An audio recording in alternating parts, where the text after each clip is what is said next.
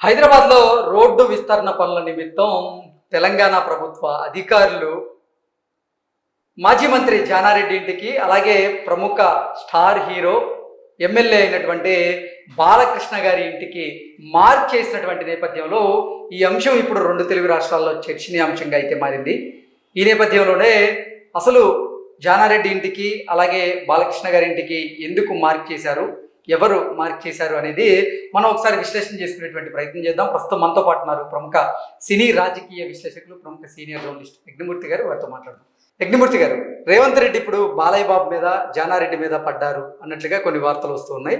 ఆ వార్తలను ఒకసారి మనం చూసేటువంటి ప్రయత్నం అయితే చేస్తే, రోడ్డు విస్తరణ పనుల కోసం మాజీ మంత్రి జానారెడ్డి ఇంటికి అలాగే ఏపీ టీడీపీ ఎమ్మెల్యే బాలకృష్ణ ఇంటికి మార్కింగ్. హైదరాబాద్లోని కేబీఆర్ పార్క్ చుట్టూ ట్రాఫిక్ సమస్యలను పరిష్కరించేందుకు మాజీ మంత్రి అలాగే కాంగ్రెస్ నాయకుడైనటువంటి జానారెడ్డి ఇంటికి అలాగే ఏపీ టీడీపీ ఎమ్మెల్యే బాలకృష్ణ ఇంటికి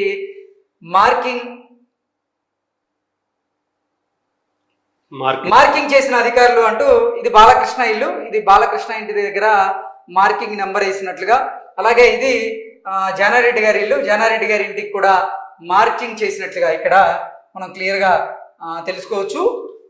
అయితే రోడ్డు విస్తరణ పనుల కోసమే తెలంగాణ ప్రభుత్వ అధికారులు అయితే జానారెడ్డి గారి ఇంటికి అలాగే బాలకృష్ణ గారి ఇంటికి మార్కింగ్ వేయడం జరిగింది. ఇది ఇప్పుడు తీవ్ర చర్చనీయాంశంగా అయితే మారింది. ఇంకొకటి కనుక మనం చూసే పని అయితే, మార్కింగ్ వేయడానికి వెళ్ళినటువంటి ప్రభుత్వ అధికారులు ఎవరైతే ఉన్నారో వారితో జానారెడ్డి గారు మాట్లాడినట్లుగా ఒక వార్త కూడా ఉంది. అదేంటనేది చూస్తే, రోడ్డు విస్తరణ పనుల కోసం మాజీ మంత్రి జానారెడ్డి ఇంటికి మార్కింగ్, నా ఇంటికే మార్కింగ్ వేస్తారా, స్థలం ఇచ్చేదే లేదంటున్న కాంగ్రెస్ నేత జానారెడ్డి, నా ఇంటికే టెండర్ వేస్తారా, సీఎంతో మాట్లాడతా, ఎన్నో ప్రభుత్వాలను చూసా, నా ఇంటి స్థలం ఇచ్చేటువంటి ప్రసక్తే లేదు అంటూ తన ఇంటి వద్ద మార్కింగ్ చేసేందుకు వెళ్ళినటువంటి అధికారుల పైన మాజీ మంత్రి అలాగే కాంగ్రెస్ సీనియర్ నేత అయినటువంటి జానారెడ్డి మండిపడ్డారన్నట్లుగా ఈ వార్త సారాంశంగా మనం చూడొచ్చు. ఆయనతో పాటుగా నటుడు ఏపీకి చెందినటువంటి టీడీపీ ఎమ్మెల్యే నందమూరి బాలకృష్ణ కూడా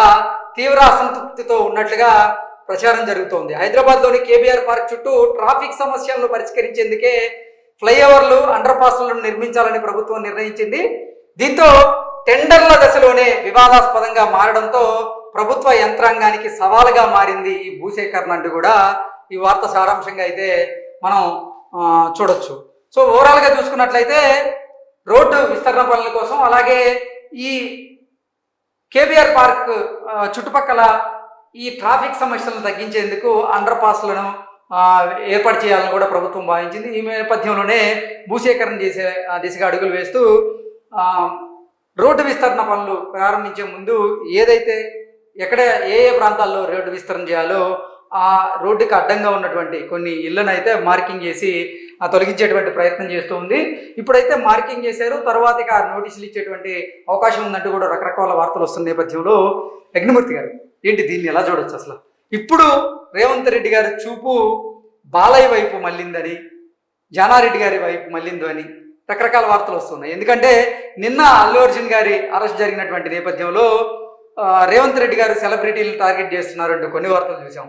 గతంలో నాగార్జున గారు, నిన్న అల్లు అర్జున్ గారు, ఈ రోజు వచ్చేసరికి ఇటు బాలకృష్ణ గారు, జానారెడ్డి గారు. ఏంటి, ఏం జరగబోతుంది అసలు తెలంగాణలో? ఇంకో పేరు కూడా ఉంది, మోహన్ బాబు గారు కూడా ఉన్నారు. ఓకే. సో అంటే అది వాళ్ళ ఇంట్లో జరిగినటువంటి జగడం ఏదైతే ఉందో అది వీధికెక్కిన విషయం అందరికీ తెలుసు.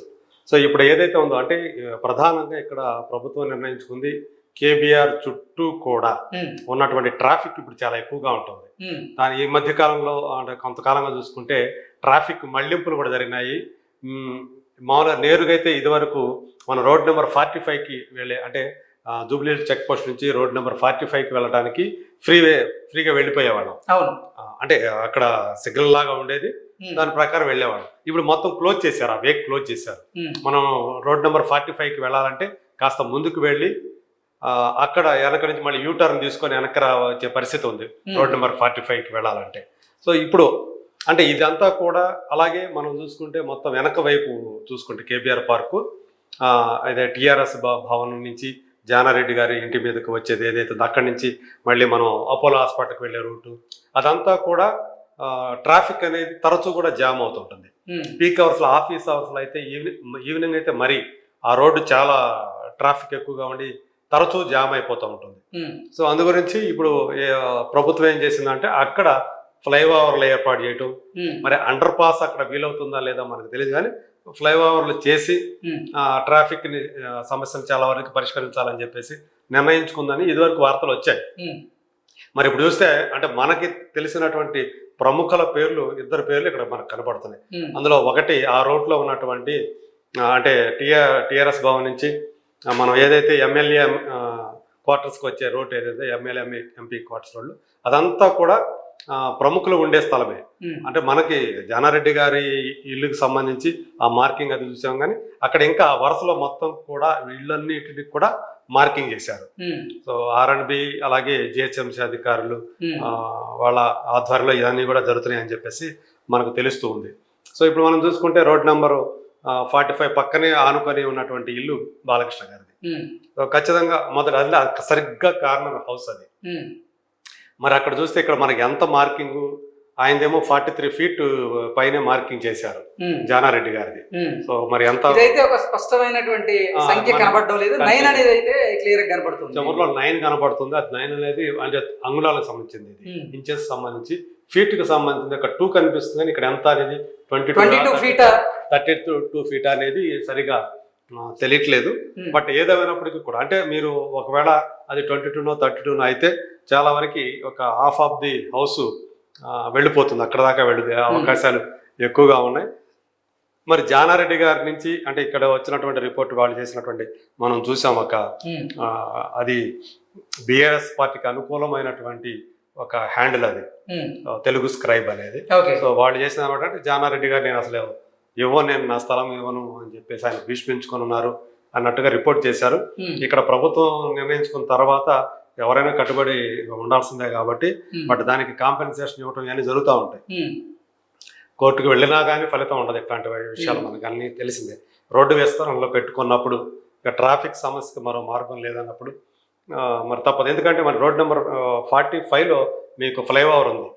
అదే తరహాలో ఇక్కడ కూడా ఆ రోడ్లో కూడా అంటే రోడ్ నెంబర్ 1 మీద నుంచి వచ్చే ఏదైతే ఉంటుందో అదంతా కూడా ఇప్పుడు ఫ్లైఓవర్ వేసి, ఈవెన్ మనకి ఇండో అమెరికన్ హాస్పిటల్ ఏదైతే ఉందో క్యాన్సర్ హాస్పిటల్, ఆ రోడ్ అంతా కూడా ఇప్పుడు ఫ్లైఓవర్ వస్తుంది అన్నట్టుగా మనకు సమాచారం అందుతూ ఉంది. మరి ఇక్కడ చూస్తేనేమో అందులో బాలకృష్ణ గారి హౌస్ కూడా ఉండటం, చాలా కాలంగా ఆయన అక్కడే ఉంటున్నారు. మరి ఇప్పుడు మరి ఏం చేస్తారు ఏంటి, ఎక్కడ అంటే వేరే చోటకి యాక్చువల్గా ఆయన ఏపీలో ఇల్లు హిందూపూర్లో కానివ్వండి, తాడేపల్లిలో కానీ ఆయన ఇల్లు కట్టుకోబోతున్నారని కూడా అలా వార్తలు వస్తూ ఉన్నాయి. మరి ఇప్పుడు ఒకవేళ వీళ్ళు కనుక రోడ్డు విస్తరణలో భాగంగా మొత్తం దాన్ని కనుక ఆక్రమించుకుంటే కనుక, ప్రభుత్వం కనుక స్వాధీనం చేసుకుంటే కనుక ఖచ్చితంగా ఆయన అక్కడి నుంచి తరలిపోవాల్సినటువంటి అవసరం ఉంటుంది. మరి కానీ ఆయన ఎప్పుడు కూడా అంటే ఎమ్మెల్యేగా ఆయన బాధ్యత ఆయన నిర్వర్తిస్తున్నా ఆయన షూటింగ్ లో బిజీగా ఉంటారు. హైదరాబాద్ సరౌండింగ్స్ లో కూడా ఎక్కువగా ఆయన షూటింగ్స్ లో పాల్గొంటూ ఉంటారు.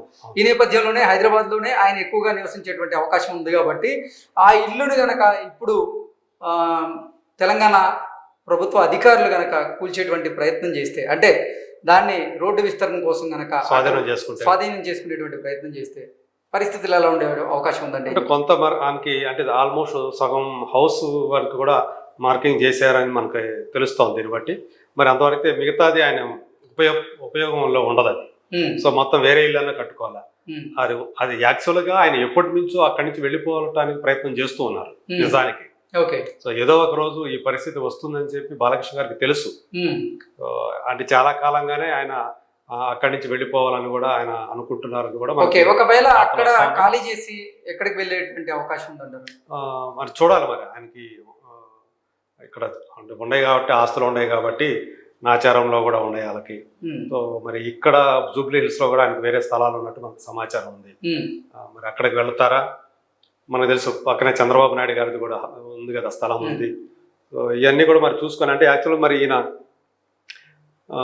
ఒకవేళ తాడేపల్లిలో కూడా ఉండి అక్కడి నుంచి ఎప్పుడైతే షూటింగ్ ఉంటుందో ఎందుకంటే కార్యకలాపాలన్నీ కూడా ఆయనకి రాజకీయ పరమైనటువంటి కార్యకలాపాలన్నీ కూడా ఏపీకి సంబంధించినవే కాబట్టి ఇప్పుడు అందరూ కూడా, ఎందుకంటే ఆయన కుటుంబ సభ్యుల్లో ఎక్కువ మంది కుమార్తెలు కానివ్వండి వీళ్ళందరూ కూడా ఏపీలలో ఉన్నారు కాబట్టి ఈయన కూడా ఒకళ్ళు మంగళగిరిలో ఉంటున్నారు, ఒకళ్ళు ఏమో వైజాగ్లో ఉంటున్నారు, ఓకే, పిల్లలు ఆడపిల్లలు కూడా. సో చూద్దాం సార్, అసలు ఇప్పటి వరకు అయితే జానారెడ్డి గారి ఇంటికి అలాగే బాలకృష్ణ గారి ఇంటికి మార్కింగ్ చేసినటువంటి నేపథ్యంలో రాను రోజుల్లో బాలకృష్ణ గారు ఎలా రియాక్ట్ అవుతారనేది మాత్రం మనం వేచి చూడాలి. Okay, thank you so much.